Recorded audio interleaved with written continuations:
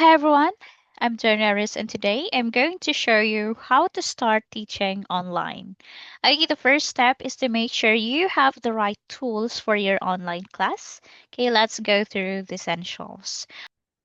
Number one is laptop or computer. You need a reliable computer or laptop to run your online classes. Well, it should be fast enough for video calls.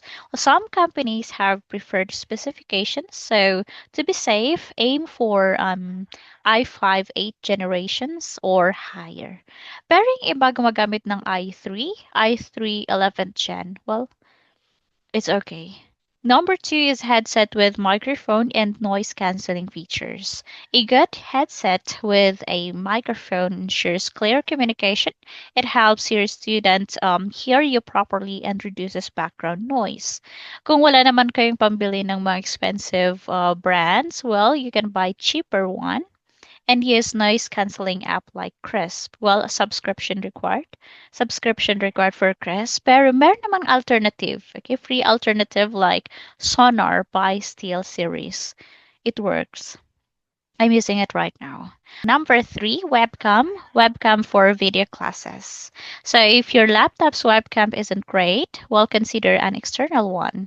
MacBooks usually have decent cameras, so an external webcam might not be necessary. Number four, stable internet connection. This is very important for smooth video and audio to make your lessons more effective.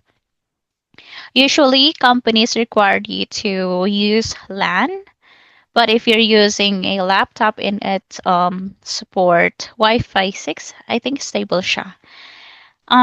Kung namamahalan naman kayo sa PLDT na 1299 every month or sa Globe, pwede kayong magpa-install ng prepaid fiber. Well, I'm actually using prepaid fiber and it works perfectly with platforms like ClassIn and other web teaching tools. Walang lag.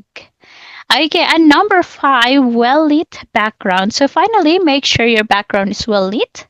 Okay, your face should be clearly visible and your space should look neat and professional.